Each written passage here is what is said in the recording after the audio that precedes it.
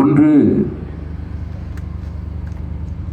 இங்கே பேசிய எங்களுடைய பொறுப்பாளர்கள் எல்லாம் ஆதங்கப்பட்டார்கள்.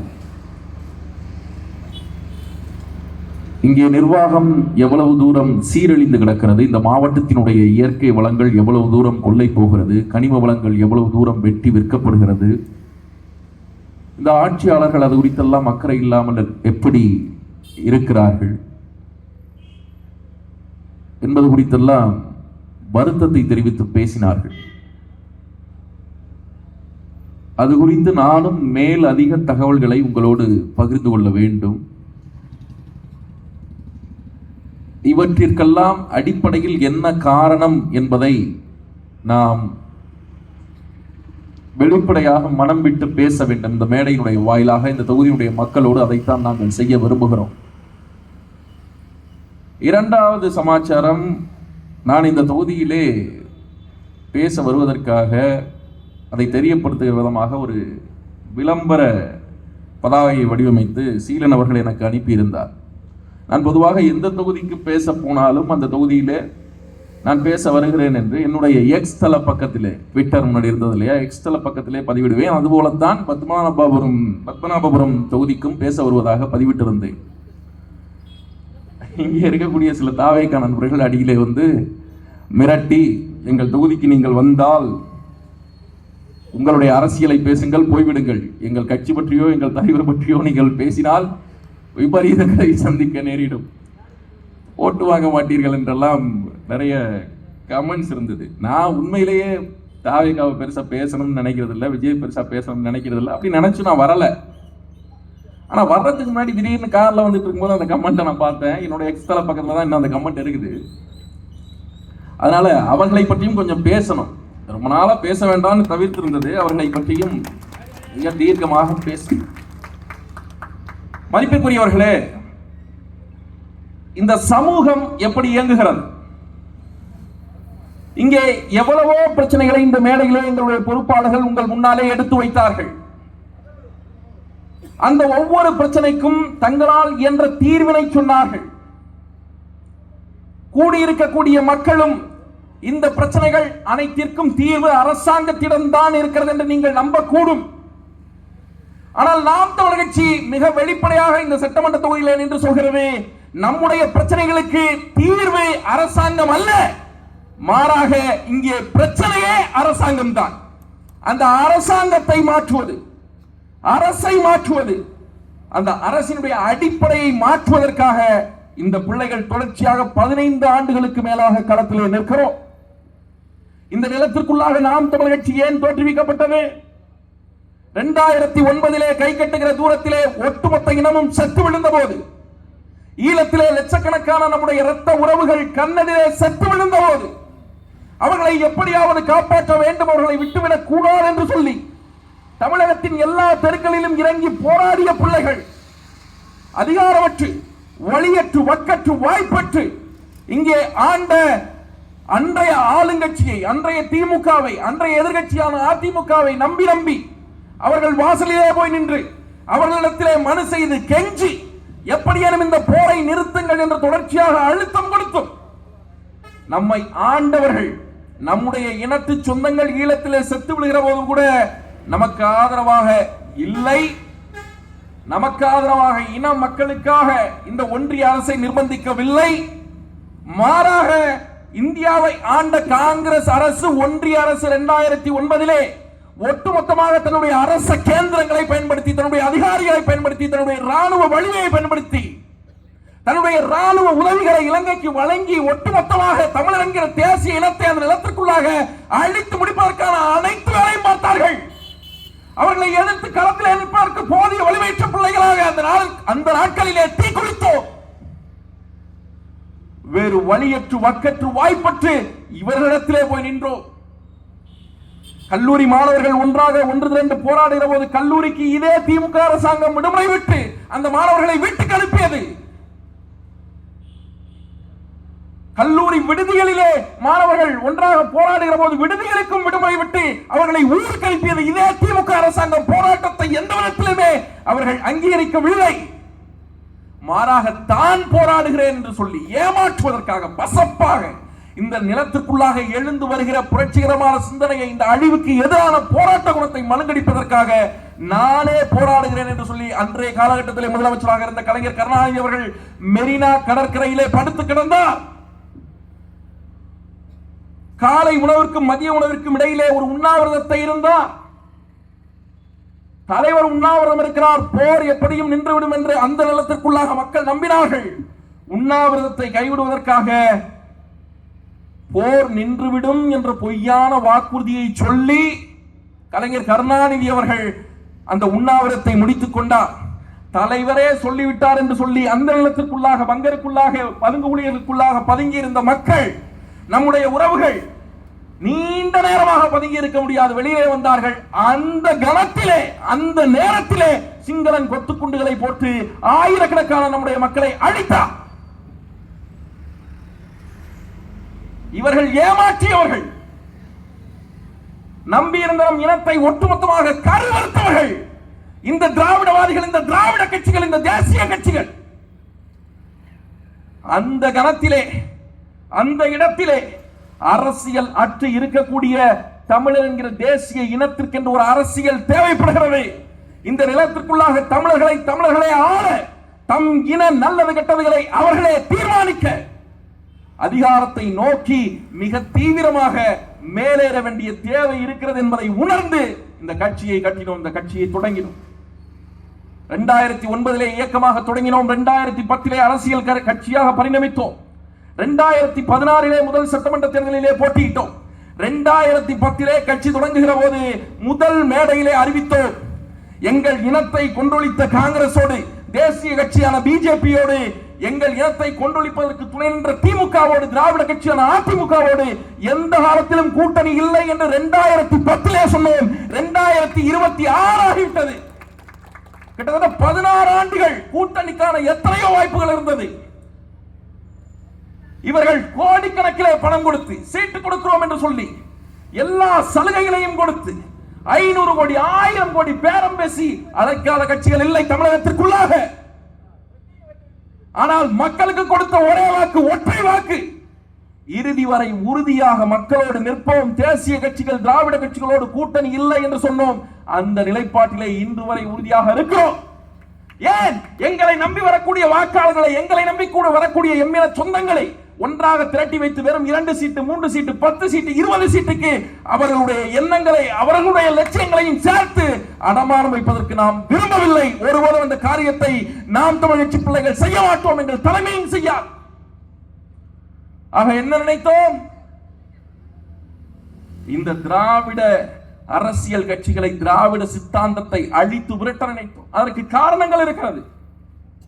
மதிப்பிற்குரியவர்களே, இந்தியாவை பொறுத்தவரை தேசிய கட்சிகள் என்பது, இந்தியாவை பொறுத்தவரை பிஜேபி என்பது, காங்கிரஸ் என்பது இந்தியாவிற்கு தேவையில்லாத கட்சிகள். ஒரு தேசிய கட்சி இந்தியாவிற்குள்ளாக எந்த காலத்திலும் தேசிய கட்சியாக நடந்து கொள்ளவே முடியாது. காங்கிரஸ் தமிழ்நாட்டிலும் இருக்கிறது, காங்கிரஸ் கர்நாடகத்திலும் இருக்கிறது. காங்கிரஸ் ஒரு தேசிய கட்சி. ஒரு தேசிய கட்சி என்றால் பொது நலனை நாட வேண்டும். தேசம் முழுமைக்குமான பொது நலனை எந்த கட்சி நாடுகிறதோ அந்த கட்சி தான் தேசிய கட்சி. நீங்கள் சிந்தித்து பாருங்கள், காவிரியிலே தண்ணீர் தர வேண்டும் என்று இங்கே இருக்கக்கூடிய காங்கிரஸ்காரர்கள் போராடினால், கர்நாடகத்தில் இருக்கக்கூடிய காங்கிரஸ்காரர்கள் தண்ணீர் தரக்கூடாது என்று போராடுவார்கள். ஒரே கட்சி தான், ஒரே தத்துவம் தான், ஒரே கொள்கை தான், ஒரே தலைவன் தான். ஆனால் நிலைப்பாட்டிலே ஏன் மாற்றம் வருகிறது? ஏனென்றால் மாநிலம் மாறுகிறது. கர்நாடகத்தில் இருக்கக்கூடிய காங்கிரஸ் கட்சிக்கு கர்நாடகத்தினுடைய நலன் முக்கியம், தமிழகத்தில் இருக்கக்கூடிய காங்கிரஸ் கட்சிக்கு தமிழகத்தின் நலன் முக்கியமாக இருந்திருக்க வேண்டும். இந்த அயோக்கியர்களுக்கு அப்படி இருந்தது இல்லை. ஆனாலும் ஒரு தேசிய கட்சி தேவையற்றது. இந்தியாவுடைய மாநிலங்களுக்குள்ளாக தேசிய கட்சி தேவையற்றது. சர்வதேசம் பேசுகிற கம்யூனிஸ்ட் கட்சிகள் மேற்கு வங்கத்திலே இதே கூடங்குளம் அணு உலையை போல ஒரு அணு உலை மேற்கு வங்கத்திலே வந்தபோது, மேற்கு வங்கத்துக்குள்ளாக அந்த அணு உலையை நிறுவுவதற்கான திட்டங்கள் ஏற்பட்ட போது அதை மிக தீவிரமாக எதிர்த்தவர்கள் இதே கம்யூனிஸ்டுகள், இதே மார்க்சிஸ்டுகள். கூடங்குளத்தில் நிறுவப்பட்டிருக்கிறது இதே அணு உலை. இந்த அணு உலை கேரளாவுக்கு வருகிறது. எங்கள் நிலத்திற்குள்ளாக வரக்கூடாது, இது கடவுளின் தேசம் என்று சொல்லி அணு உலையை வெளியே தூக்கி போக சொன்னவர்கள் இதே கம்யூனிஸ்டுகள், மார்க்சிஸ்டுகள், இதே காங்கிரஸ்காரர்கள். ஆனால் தமிழ்நாடு என்று வருகிற போது கூடங்குளத்துக்குள்ளாக எந்த சிக்கலும் இல்லாமல் கொண்டு வந்து வைத்தார்கள். அப்போ ஒரு தேசிய கட்சிங்கிறது இந்தியாவிற்குள் தேவையற்றது. ஏனென்றால் இங்கே ஒரு தேசிய கட்சியாக எந்த காலத்திலும் செயல்பட முடியாது. முல்லை பெரியாற்றிலே தண்ணீர் வேண்டும், முல்லை பெரியாற்று அணையை அடைக்கக்கூடாது என்று உடைக்கக்கூடாது என்று தமிழர்கள் பேசினால், போராடினால், அதை உடைப்போம் என்று சொல்லி அங்கே இருப்பவர்கள் போராடுவார்கள். அங்கே இருப்பவர்கள் உடைப்பதற்கான கருத்து உருவாக்கத்தை தொடர்ச்சியாக உருவாக்கி கொண்டே இருப்பார்கள். தண்ணீர் தர மாட்டார்கள். இங்கே இருக்கக்கூடிய கம்யூனிஸ்டுகள் கேட்பார்கள், அங்கே இருக்கக்கூடிய கம்யூனிஸ்டுகள் மறுப்பார்கள். இங்கே இருக்கக்கூடிய காங்கிரஸ்காரர்கள் கேட்பார்கள், அங்கே இருக்கக்கூடிய காங்கிரஸ்காரர்கள் மறுப்பார்கள். ஆக இந்தியாவினுடைய பொது நலன் என்கிற வருகிற போது, மாநிலங்களுக்கு இடையேயான நலன் என்று வருகிற போது இந்தியாவில் தேசிய கட்சி தேவையற்றதாக போகிறது. மதிப்பிற்குரியவர்களே, அதுபோலவே பிஜேபியும் மாநிலத்துக்கு ஒரு நிலைப்பாடு என்று எடுத்துக் கொள்வார்களே தவிர இந்தியாவுடைய பொது நிலைப்பாடு என்று எடுக்க மாட்டார். இதே வேலையைத்தான் இந்த திராவிட கட்சிகள் செய்யும். இந்தியாவிலே எந்த மாநில கட்சி வளர்வதையும் ஒரு தேசிய கட்சி விரும்பாது. இந்தியாவுடைய அரசியல் என்பது உங்களிடத்தில் மிக தெளிவாக பேச முடியும். இந்தியாவுடைய அரசியல் என்பது மதிப்பிற்குரியவர்களே, ஒன்றிய அரசிற்கும் மாநில அரசிற்கும் இருக்கக்கூடிய சண்டைதான், உரிமைக்கான சண்டைதான், நிதி பகிர்வுக்கான சண்டைதான் சுதந்திர இந்தியாவுடைய அரசியல். ஒரு மாநில கட்சி வளர்வதை, எந்த ஒரு மாநிலத்திற்குள்ளாகவும் அந்த மாநில கட்சி வளர்வதை இந்தியாவில் இருக்கக்கூடிய தேசிய கட்சிகள் ஒருபோதும் விரும்பாது. ஏன் விரும்பாது? ஏனென்றால் ஒரு தேசிய கட்சிகளுக்குள்ளாக, தேசிய கட்சியுடைய ஆளுகைக்குள்ளாக ஒரு மாநிலத்தை கொண்டு வர வேண்டும் என்றால் அந்த மாநிலத்திற்குள்ளாக மாநில கட்சிகள் இருக்கக்கூடாது. பிஜேபிக்கும் காங்கிரசுக்கும் இந்த நிலத்திற்குள்ளாக நாம் தமிழர் இருப்பதும், திமுக இருப்பதும், அதிமுக இருப்பதும் விரும்பத்தக்கது அல்ல. அவர்கள் மாநில கட்சிகளை அழித்து விட நினைப்பார்கள். அப்போ என்ன பண்ணுவ நீ? தண்ணீர் விலையே ஒரு மாநிலத்திற்கு வர வேண்டிய நிதியை, மாநிலத்திற்கு கொடுக்க வேண்டிய நிதியை, நிதி பங்கீட்டை, பகிர்வீட்டை ஒருபோதும் மத்திய அரசு, ஒன்றிய அரசு, தேசிய கட்சிகள் மையமாக வைத்து ஆளக்கூடிய அரசு கொடுக்காது. ஏன் கொடுக்காது? இது இன்எஃபிஷியன்டான கவர்மெண்ட். மாநில அரசாங்கம் இன்எஃபிஷியன்டானது. இது மக்களுக்கு துரித முறையிலே, சிறந்த முறையிலே, நல்ல முறையிலே சேவையை வழங்கவில்லை. அப்படி ஒரு தோற்றத்தை உருவாக்கி எந்த மாநிலத்தையும் கபலீகரம் செய்வதற்கு மத்திய அரசிடத்திலே ஒரு நீண்டகால திட்டம் இருக்கிறது. இந்தியா என்பதே பல்வேறு மொழி, வழி, தேசிய இனங்களுடைய சிறை கூடாரம் தான். இந்தியா என்பது ஒரு தேசம் அல்ல, மாறாக இந்தியா பல்வேறு மொழி, வழி, தேசிய இனங்கள் அவை வாழக்கூடிய நிலங்களை கொண்ட கூட்ட அமைப்பாக, ஒரு துணை கண்டமாக இருக்கிறதே தவிர இந்தியா ஒற்றை தேசம் அல்ல. ஆக இந்த நிலத்திற்குள்ளாக தேசிய கட்சிகளுடைய இருப்பு என்பது தேவையற்றது. அது மாநில நலனுக்கு எதிரானது, மாநில உரிமைகளுக்கு எதிரானது. அதை நாம் தமிழ் கட்சி வெறுக்கிறது. நாம் தமிழ் கட்சி தேசிய கட்சிகளுக்கு எதிரான ஒரு நிலைப்பாட்டை கொண்டிருக்கிறது. தேசிய கட்சிகள் தேவையில்லை என்று நாம் நினைக்கிறோம். அதுவும் காங்கிரஸ் கட்சி எல்லாம் இந்த நாட்டிற்கு தேவையே இல்லை. பிஜேபி இந்த நாட்டிற்கு தேவையே இல்லை. ஒரு கட்சி, அது காங்கிரஸ் கட்சி. சிந்திச்சு பாருங்க. அந்த கட்சி ரொம்ப விசித்திரமான கட்சி. அந்த கட்சிக்குள்ள சிக்கல் வந்தா தமிழ்நாட்டில் தேர்தல் வரும், இந்தியாவில் தேர்தல் வரும். இந்தியாவுக்குள்ள, தமிழ்நாட்டுக்குள்ள தேர்தல் வந்தா அந்த கட்சிக்குள்ள சிக்கல் வரும். அது மட்டும் இல்லாம மற்ற கட்சிகள் எல்லாம் தொண்டர்கள் அதிகம். காங்கிரஸ் கட்சியை பொறுத்த வரைக்கும் தலைவர்கள் அதிகம், கோஷ்டிகள் அதிகம். 2009க்கு பிறகாக 2011 63 சீட்டுகளை திமுகவோடு கூட்டணி வைத்து வாங்கி தமிழகத்தில் நின்றது காங்கிரஸ் கட்சி. இனத்தை அழித்தான் என்கிற ஒற்றை காரணத்திற்காக, ஒரே காரணத்திற்காக அவனை அழித்து முடிக்க வேண்டும் என்று சொல்லி அவன் போட்டியிட்ட 63 தொகுதிகளில் 58 தொகுதிகளை காங்கிரஸை கருவறுத்து வீழ்த்தி வீட்டுக்கு அனுப்பி வைத்தவர்கள் இந்த பிள்ளைகள். பிஜேபி இந்தியாவை ஒட்டுமொத்தமாக ஒற்றை தன்மைக்குள்ளாக இழுத்து தள்ளுவது. இந்தியாவை பொறுத்தவரை ஒரே மொழி, அது ஹிந்தி மொழி. இந்தியாவை பொறுத்தவரை ஒரே இனம், ஒரே மதம், அது இந்து மதம்.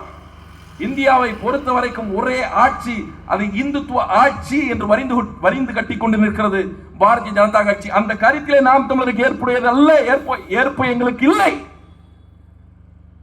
இந்தியா என்பது வேற்றுமையில் ஒற்றுமை உள்ள நாடு என்பதை நாங்கள் ஒருபோதும் ஏற்கவில்லை. நாம் தமிழர் கட்சி இந்தியா வேற்றுமையில் ஒற்றுமை உள்ள நாடு என்ற கருத்தை எதிர்க்கிறது. இந்தியா வேற்றுமையில் ஒற்றுமை உள்ள நாடல்ல, மாறாக இந்தியா வேற்றுமையால் ஒற்றுமையாக உள்ள நாடு.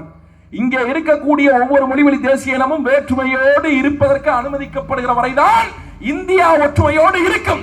அவனவன் மொழியோடு, அவனவன் கலையோடு, அவனவன் கலாச்சாரத்தோடு, அவனவன் பண்பாடோடு, வாழ்வியலோடு அவன் வாழ்வதற்கு இந்திய நிலத்திற்குள்ளாக அனுமதிக்கப்பட வரைதான் இந்தியா என்பது ஒற்றுமையாக இருக்குமே தவிர எல்லோரையும் சேர்த்து ஒரே அழுத்தத்திற்குள்ளாக, ஒற்றை தன்மைக்குள்ளாக நீங்கள் தள்ளுவீர்கள் என்றால் இந்த இந்தியாவினுடைய ஒற்றுமைக்கு அது ஒருபோதும் நல்லது அல்ல.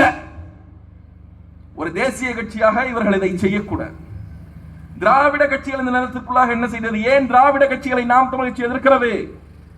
இங்கே பேசினாரே என்னுடைய நேசத்துக்குரிய சகோதரர், இந்த தொகுதியினுடைய வெற்றி வேட்பாளர் சீலன் அவர்கள் மதுக்கடைகளை பற்றி பேசினார், டாஸ்மாக்குகளை பற்றி பேசினார். மதிப்பிற்குரியவர்களே, நீங்கள் வெளிப்படையாக சிந்தித்து பாருங்கள். 2025 அந்த வருடத்தினுடைய டாஸ்மாக் வருமானம் மட்டும் தமிழ்நாட்டுக்கு 48,000 கோடி. 10 கோடி அல்ல, 20 கோடி அல்ல, 1000 கோடி அல்ல, 2000 கோடி அல்ல, 48,000 கோடி வருமானம் டாஸ்மாகிலே சாராயம் வித்து ஒரு அரசாங்கம் சம்பாதிக்கிறது. இந்த 48,000 கோடி என்பது நீங்கள் ஜிடிபில பார்க்க வேண்டாம். நீங்க எஸ்ஓடிஆர்ல பாத்தீங்கன்னா, ஸ்டேட் ஓன் டாக்ஸ் ரெவென்யூல பாத்தீங்க அப்படின்னா 100 ரூபாய்க்கு 38.7%, சற்றேற குறைய 39% வருமானம் சாராயத்திலிருந்து ஒரு அரசாங்கம் எடுக்கிறது.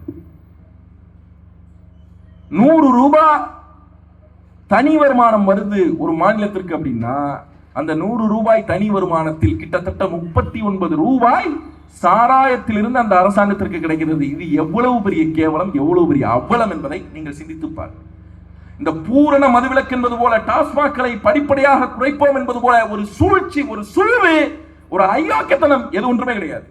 2016 திமுக தேர்தல் வாக்குறுதி கொடுக்கிறது. என்ன கொடுக்கிறது?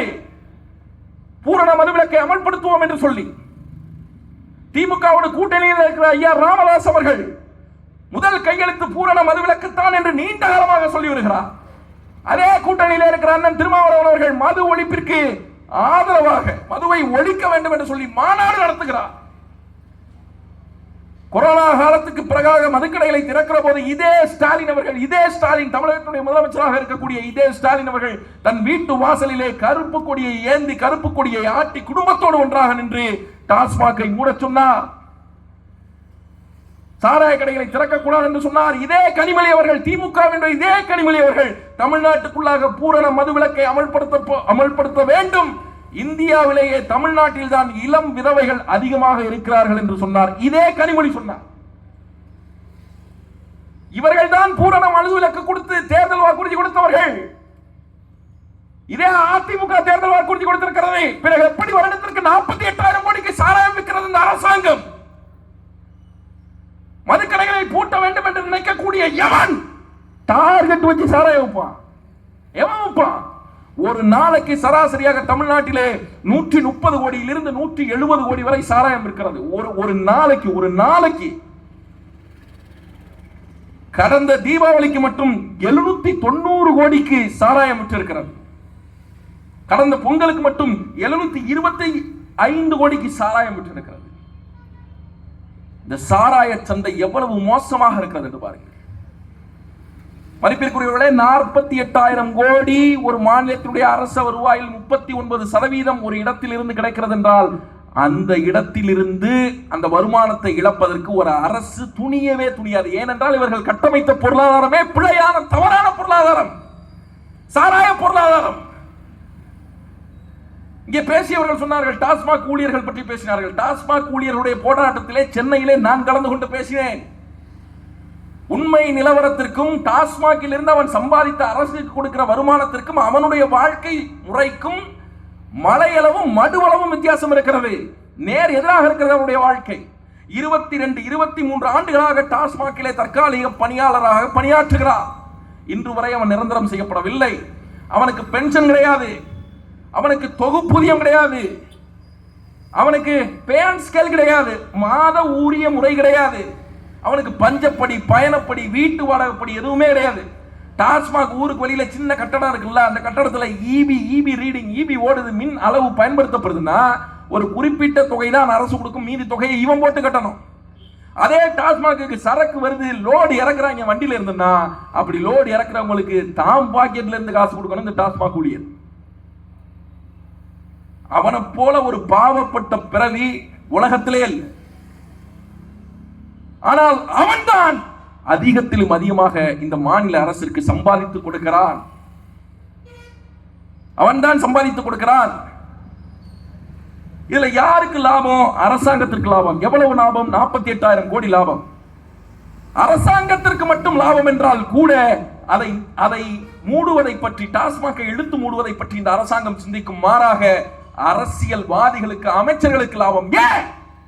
தமிழ்நாட்டினுடைய சாராய கடைகளில் விற்கக்கூடிய அனைத்து சாராயங்களும் தமிழ்நாட்டில் இருக்கக்கூடிய மந்திரிமார்கள், அமைச்சர்கள், அதிமுக திமுக என்று வித்தியாசம் இல்லாமல் அனைத்தும் அமைச்சர்களுடைய தொழிற்சாலைகளில் இருந்து உற்பத்தியாகிறது. விற்பவனுக்கே இவ்வளவு லாபம் என்றால் அதை தயாரிக்கக்கூடிய இதே அரசியல்வாதிகளுக்கு, அமைச்சர்களுக்கு எவ்வளவு லாபம் இருக்கும் என்பதை மக்கள் சிந்தித்து பார்க்க வேண்டும்.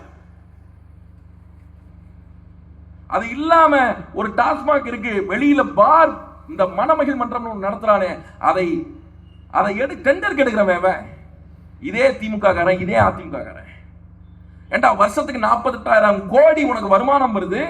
அது இல்லாம லட்சக்கணக்கான கோடிகள் தயாரிப்புல உன்னுடைய அமைச்சர்கள் அவன் ஃபேக்டரியில தயாரிக்கிறதுனால அவனுக்கு அவன் வருமானம் வருது. அதை தாண்டி லோக்கல்ல உன் கட்சிக்காரனுக்கு பார் டெண்டர் எடுத்து நடத்துறதுனால வருமானம் வருது. இவ்வளவு வருமானத்தை, லட்சக்கணக்கான கோடிகள் வருமானத்தை வைத்துக் கொண்டு ஒரு அரசாங்கம் எப்படி டாஸ்மாகை இழுத்து மூடும்? எப்படி பூரண மதுவிலக்கு சாத்தியப்படும்? அது செய்ய மாட்டான். நீங்க அப்படியே தலையில யோசிச்சு பார்த்தா இந்த டாஸ்மாகால சமூகத்தில் என்ன நடந்திருக்கு? சமூகத்தில் என்ன நடந்திருக்கிறது என்றால், கனிமொழி, திமுகவினுடைய மரியாதைக்குரிய அக்கா கனிமொழி அவர்கள் சொல்வது போல தமிழ்நாட்டில் இளம் விதவைகள் எண்ணிக்கை அதிகமாக இருக்கிறது. ஏன்? அவருடைய கணவன்மார்கள் குடித்து செத்து போயிருக்கிறார்கள்.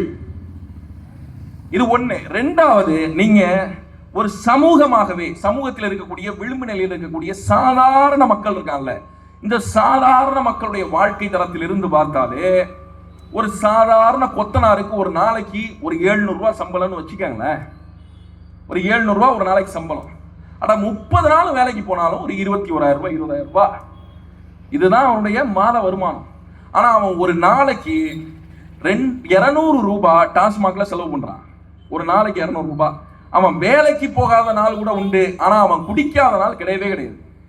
அப்போ 30 நாளைக்கும் ஒரு நாளைக்கு 200 ரூபாய் வீதம் செலவு பண்ணா 6,000 ரூபாய் சாராயத்துக்கு மட்டும் செலவு பண்றான். இது எப்படி? இது சிந்திச்சு பாருங்க. 20,000 ரூபாய் சம்பாதிக்கிற ஒருத்தவன் 3ல் 1 பங்கு பணத்தை குடிப்பதற்காக மட்டுமே செலவழிக்கிறான் என்றால் அதுதான்டா பொருளாதார சுரண்டல், அதுதான்டா உழைப்பு சுரண்டல். இந்த நிலத்திற்குள்ளாக கம்யூனிஸ்டுகள் அதை எதிர்த்துத்தானே பேச வேண்டும். அவன் யார்? அவன் பெரும் பெரும் பணக்காரனா, செல்வந்தனா, அளவுக்கு அதிகமா சொத்து வச்சிருக்கவனா, சொகுசு மாட மாளிகையில் வாழ்றவனா, கார் வச்சிருக்கவனா? யார் அவன்? இந்த நிலத்திற்குள்ளாக அனுதினமும் உழைக்கக்கூடிய கூலி தொழிலாளி, டெய்லி வேஜஸ். அவனுக்கு நிரந்தர வேலை என்று ஒன்று கிடையாது.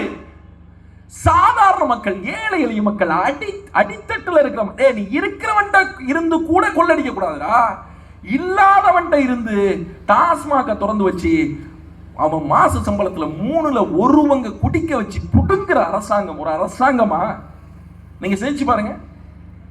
அது மட்டும் இல்லாது குடிக்கிறதுனால ஏற்படக்கூடிய உடல் உபாதைகள், உழைப்பு சக்தி. கம்யூனிசம் சொல்லுது உழைப்பு சக்தி தான் அற்புதத்திலும் அற்புதமானது. ஒரு பொருளின் மதிப்பை உழைப்பு தான் கூட்டுகிறது. உழைப்பு ஒரு மந்திர சக்தி போல அது மதிப்பினை உயர்த்தி தருகிறது. உழைப்பு தான் உலகத்தை மாற்றி இருக்கிறது என்று சொல்கிறார். உழைப்பு சக்தி இருக்கிறது. அந்த உழைப்பு சக்தியை 30 வயசுல 40 வயசுக்குள்ளாக ஒரு ஆணிடம் இருந்து, ஒரு மனிதனிடம் இருந்து இந்த சாராயம் பிடுங்கி விடுகிறது. சாராயம் பிடுங்கிறது. 35 வயசுக்கு மேல வெயில்ல அவனால் நடக்க முடியல, கிட்னி ஃபெயிலியர் ஆயிருது, குடல் வந்து போயிருது, பிள்ளை பிறப்பதில் சிக்கல் ஏற்படுது, ரத்த வாந்தி எடுத்து செத்து போறான். அவனுடைய உழைப்பு ஒரு சமூகத்தில் இருக்கக்கூடிய ஏழை எளிய மக்களுடைய உழைப்பு திறனை, உழைப்பு சக்தி அவர்களிடத்திலிருந்து பிடிக்கக்கூடிய இந்த டாஸ்மாக் மாதிரியான திட்டங்கள் எவ்வளவு மோசமானதுன்னு நீங்க சிந்திக்கணும். அதை தாண்டி உச்ச நீதிமன்றம் சொல்கிறது, உயர் நீதிமன்றம் சொல்கிறது, நடக்கக்கூடிய விபத்துகளில் 70% விபத்துகளுக்கு பின்னாலே மது போதை இருக்கிறது என்று சொல்கிறது. நடக்கக்கூடிய குற்றங்களில் 80% குற்றங்களுக்கு பின்னாலே ஏதோ ஒரு விதத்திலே போதைப் பொருள் இருக்கிறது என்று ஆய்வுகள் சொல்கிறது. ஆக சமூகத்தில் குற்றங்கள் நடக்குது, கொலை நடக்குது, கொள்ளை நடக்குது, விபத்துகள் நடக்குது, அனைத்திற்கு பின்னாடியும் போதை இருக்கிறது, சாராயம் இருக்கிறது. குடிக்கக்கூடியவன் சீரழிந்து சின்னாபின்னமாகிறான், இளம் விதவைகள் அதிகமாகிறார்கள், ஏழை எளியவருடைய பொருளாதாரத்தை சுரண்டுகிறது இந்த டாஸ்மாக். இவ்வளவு கேடு இருக்கு. இவ்வளவு கேடு இருக்குன்னா ஒரு அரசாங்கம் நியாயமா என்ன பண்ணணும்? இழுத்து மூடணும்.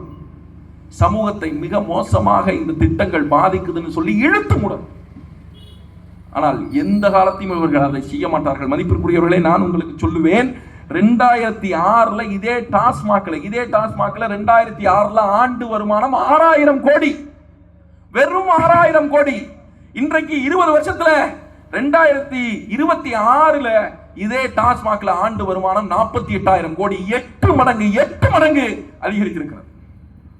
இந்த 8 மடங்கு உங்களுடைய சம்பளம் இருந்திருக்கிறதா? 10,000 ரூபாய் சம்பளம் வாங்கிய நீங்கள் 80,000 ரூபாய் வாங்குகிறீர்களா? சிந்தித்து பாருங்க. அப்ப நாட்டுக்குள்ள குடி நோயாளிகளுடைய எண்ணிக்கை அதிகப்படுத்தியிருக்கிறது ஒரு அரசாங்கம். இது ஒரு அரசாங்கம் செய்யற வேலை இல்லை. இவர்களால் எந்த காலத்திலும் பூரண மது விலக்கை சாத்தியப்படுத்த முடியாது. ஏன்? மோனோபோலியா இருக்கணும். டாஸ்மாக் மோனோபோலியா இருக்கணும். அது இருக்கிற வரைக்கும் தான் ஒரு அரசாங்கத்துக்கு லாபம். மற்ற எவனுமே சாராயம் விற்கக்கூடாது. ஏன் விற்கக்கூடாது? அப்பதான் அரசாங்கத்துக்கு வருமானம் வரும், அமைச்சர்மார்களுக்கு மந்திரிமார்களுக்கு வருமானம் வரும், கட்சிக்காரனுக்கு வருமானம் வரும். நாம் தமிழர் கட்சி என்ன சொல்கிறது? பூரண மதுவிலக்கு என்பது வாத விவாதங்களுக்கு உட்பட்டது. அதுல நிறைய பிராக்டிகல் டிஃபிகல்டிஸ் இருக்குது. அதே சமயம் அதை செயல்படுத்துவதற்கான நிறைய நுணுக்கங்கள் இருக்குது. அது ஒரு சமூகத்தினுடைய பொருளாதார சமூக அமைப்பு நிலைக்கு ஏற்றபடி அந்த திட்டங்களும் சட்டங்களும் மாறுகிறது, யோசனைகளும் மாறுகிறது. ஆனால் நாம் தமிழர் கட்சி ஒரு சிறந்த ஏற்பாடாக சகோதரன் சொன்னது போல கல்லை முன்வைக்கிறது. கள்ளுக்கடையை ஏன் திறக்க மாட்டாங்க? கேரளாவில் இருக்கு பக்கத்துல. கள்ளுக்கடையை தமிழ்நாட்டில் ஏன் திறக்க மாட்டேன் என்கிறார்கள்? ஏனென்றால் கள்ளுக்கடை பொருளாதாரம் என்பது சாதாரண ஏழை எளிய மக்களுடைய பொருளாதாரம். அது கிராமப்புற பொருளாதாரம்.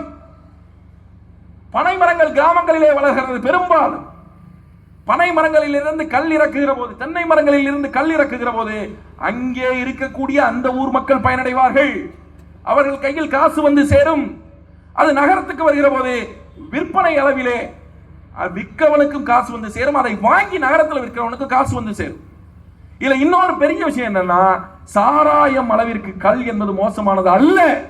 இன்னும் சொல்லணும்னா கல்லுல உடலுக்கு நல்லது செய்யக்கூடிய நிறைய மினரல்ஸ் இருக்கு, நிறைய ஊட்டச்சத்துக்கள் இருக்கு. ஆனாலும் அது போதை தரக்கூடியதுதான், அதுல மாற்றுகிறது இல்ல. குறைக்கணும்னு பூரண மதுவிலக்கை கொண்டு வரணும்னு யோசிக்கிற ஒரு அரசாங்கம் இப்படிதான் யோசிக்கணும். நீ ஏன் சாராயத்தை நீ ஏன் கல்ல கொண்டு வர மாட்டேன்? உன் சாராய விற்பனை அடி வாங்கும், உன் அரசுக்கு வரக்கூடிய வருமானம் அடி வாங்கும். அதனால அது அரசு மட்டும்தான் வைக்கணும்னு வச்சிருக்கிற. அது எப்படி 30 ரூபாய்க்கு தயாரிச்சு 150 ரூபாய்க்கு விற்கிறது? கொள்ளை அடிக்கிறது.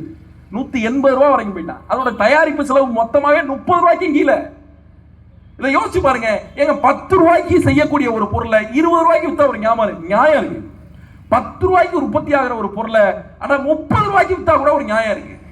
ஒரு அரசாங்கமே 30 ரூபாய்க்குள்ளாக வெறும் 20 ரூபாய் 25 ரூபாய்க்கு உற்பத்தி ஆகிற ஒரு பொருளை 200 ரூபாய்க்கு நீ விக்கிறன்னா நீ எவ்வளவு பெரிய கொள்ளக்காரன்? நீ எவ்வளவு பெரிய கொள்ளக்காரன்?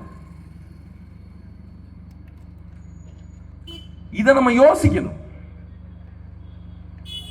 இந்த நாடு சீர்கெட்டு போயிருக்கிறது பொருளாதார ரீதியாக. ஏன் இந்த பிள்ளைகள் இவ்வளவு தூரம் பேச வேண்டியிருக்கிறது? ஏன் எங்களுடைய பொறுப்பாளர்கள் இவ்வளவு தூரம் ஆதங்கப்பட வேண்டியிருக்கிறது என்றால், இந்த நாடு கிட்டத்தட்ட அடுத்த 10 ஆண்டுகளில் இந்த நாட்டில் இருக்கக்கூடிய மக்கள் சத்தியமாக தெருவிலே நின்று திருவோடு ஏந்துகிற நிலைமைக்கு வந்து விடுவீர்கள். உறுதியாக அது நடக்கும், உறுதியாக நடக்கும். எனக்கு முன்பே பேசியவர்கள் சொன்னது போல 10,36,000 கோடி 10,64,000 கோடி கடன் மாநில அரசுக்கு. 1947 இருந்து 2020 வரைக்கும் வாங்கிய கடன் 4 லட்சம் கோடி, 4.5 லட்சம் கோடி. 2021 இருந்து 2026 வரைக்கும் வாங்கிய கடன் 5.5 லட்சம் கோடிக்கு மேல. ஒட்டுமொத்த சுதந்திர இந்தியாவில் வாங்கிய கடனை விட இந்த கடனுடைய எண்ணிக்கை ஈக்குவல். அதிகம் என்ன சொல்ல போனோம்னா, இவ்வளவு பணத்தை வாங்கி இந்த அரசுகள் என்ன செய்தது, இவ்வளவு கடன் வாங்கி இருக்கிறீர்களே என்று மக்கள் ஆதங்கப்பட்டு கேட்டால், பத்திரிகையாளர்கள் கேட்டால், மதிப்பிற்குரிய திமுகவினுடைய திட்டக்குழு இணை இயக்குனர் ஜெயரஞ்சன் ஒருத்தர் இருக்கார், அவர் சொல்றார், உங்களுக்கு அதை பத்தி என்ன கவலை? யாரு? தமிழ்நாடு திட்டக்குழு இணை இயக்குனர் சொல்றாரு, மக்களுக்கு அதை பத்தி என்ன கவலை? எந்த கவலையும் கிடையாது மக்களுக்கு. மக்கள் அதை பத்தி யோசிக்க தேவையில்லை. நீங்களா கட்ட போறீங்க, ஏன் யோசிக்கிறீங்க, உங்களுக்கு சம்பந்தம் இல்லைன்னு பேசுறாரு. இது போல பண்ணையார்த்தனமான பேச்சு, இது போல முட்டாள்தனமான பொருளாதார அறிஞன் எவனாவது இருப்பானா? இவன்லாம் திட்டம் போட்டு திட்டக்குழு இணை தலைவராக இருந்து திட்டங்கள் வகுத்தால் இந்த மாநிலம் விளங்குமா? மாநில அரசோ ஒரு நாட்டினுடைய அரசோ கடன் வாங்குவது தவறல்ல. மாறாக அந்த கடன் எதற்காக வாங்கப்படுகிறது, அது எதில் முதலீடு செய்யப்படுகிறது அப்படிங்கிறது தான் மிக மிக முக்கியமானது. அது மட்டுமல்லாமல் ஒரு மாநிலத்தினுடைய ஒரு நாட்டினுடைய குடிமக்கள் அரசு வாங்கக்கூடிய கடன் குறித்து எந்தவித கேள்வியும் கேட்கக்கூடாது என்பது பொருளாதாரத்தினுடைய பொது விதிக்கே எதிரானது. ஜனநாயக நாட்டிற்குள்ளாக அது தவறானது. பிரின்சிபல்ஸ் ஆஃப் பப்ளிக் ஃபைனான்ஸ் அப்படிங்கிற விதிக்கு புறம்பானது. 2025 தமிழ்நாடு அரசாங்கம் வட்டி மட்டும் 67,337 கோடி ரூபாய் வட்டியாக மட்டும் கட்டியிருக்கிறது தமிழ்நாடு அரசாங்கம் வாங்கிய கடனுக்கு. அதே வருஷத்துல முதலீடாக செய்யப்பட்ட தொகை 47,000 கோடி. வட்டி அதிகம், அதாவது ₹1 14 பைசா வட்டியாக கட்டியிருக்கிறது தமிழ்நாடு அரசு. வெறும் 10 பைசா முதலீட்டு செலவாக போட்டிருக்கிறது. இதுல எங்க பெரிய சிக்கல் வரும்னா, தமிழ்நாடு அரசாங்கம் வாங்கக்கூடிய கடன் உண்மையிலேயே ஆக்கப்பூர்வமான கேபிட்டல் இன்வெஸ்ட்மெண்ட்டுக்கு போகுதா, மூலதன செலவுகளுக்கு போகுதா அப்படின்னா கிடையாது. மூலதன செலவுகள் எது சம்பந்தப்பட்டது? கல்வி சம்பந்தப்பட்டது, கட்டமைப்பு சம்பந்தப்பட்டது, நீர்ப்பாசனம் சம்பந்தப்பட்டது, அணைகள் சம்பந்தப்பட்டது, உட்கட்டமைப்பு சம்பந்தப்பட்டது. இதில் தமிழக அரசு வாங்கிய கடனுக்கு எவ்வளவு தூரம் செலவழித்திருக்கிறது என்றால் பாதிக்கு பாதி கூட செலவழிக்கவில்லை. மாறாக இந்த பணம் எங்கே போனது என்றால் மக்களுக்கு இலவசங்கள் கொடுப்பதற்காக போனது. ஒரு நாடு சத்தியமாக பிச்சை எடுப்பதற்கான வாய்ப்பு இங்குதான் உருவாகிறது. மதிப்பிற்குரியவர்களே, இது சாதாரணமான செய்தி அல்ல, இது எளிமையாக கடந்து போகக்கூடிய செய்தி அல்ல, இது காமெடி இல்ல, இது சிரிக்கிறதுக்கு இல்ல, இது உண்மையிலேயே மிக மிக முக்கியமான செய்தி. உங்களுடைய வாழ்க்கையை மாற்றக்கூடியது, உங்களுடைய எதிர்கால சந்ததியினுடைய வாழ்க்கையை மாற்றக்கூடியது.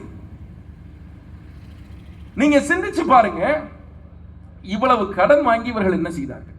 டாஸ்மாக்ல 48,000 கோடின்னு சொன்னேன், 48,000 கோடி வாங்கியிருக்கிறாங்க. அது இல்லாம உலக வங்கியில இதுவரைக்கும் 10,63,000 கோடி வாங்கியிருக்கிறாங்க. அது இல்லாம இந்தியாவிலேயே தமிழ்நாடு நல்ல முறையில் டாக்ஸ் கட்டுற ஒரு மாநிலம். இங்க டாக்ஸ் ரொம்ப கம்மியாலாம் கிடையாது, இங்கே வரிகள் அதிகம். வரி கட்டுறோம். டாஸ்மாக்ல இருந்து உனக்கு 48,000 கோடி வருது, அது இல்லாம கடன் வாங்குற. என்ன பண்ற? இந்த பணத்தை வச்சு என்ன பண்ற நீ? இதை சாதாரண குடிமக்கள் கேட்கத்தான் செய்வார்கள். நீ என்ன செய்யறன்னு நான் கேட்டா, நீ என்ன செய்யறன்னு சொல்ல நிலைமை ஏற்பட்டா உனக்கு மிகப்பெரிய சிக்கல். ஏன் இந்த பணத்தை நீ உருப்படியான திட்டங்களுக்கு செலவழிக்கிற, மாறாக மக்களுக்கு இலவசம் கொடுப்பதற்காக செலவழிச்சிருக்க. உலகத்திலே கடன் வாங்கி எவனாவது இலவசம் கொடுப்பானா? உண்மையிலே இது நாடுதானா? எடப்பாடி பழனிசாமி எல்லாம் ஒரு எதிர்கட்சி தலைவரா? எதிர்கட்சி தலைவர் தானா அவர்?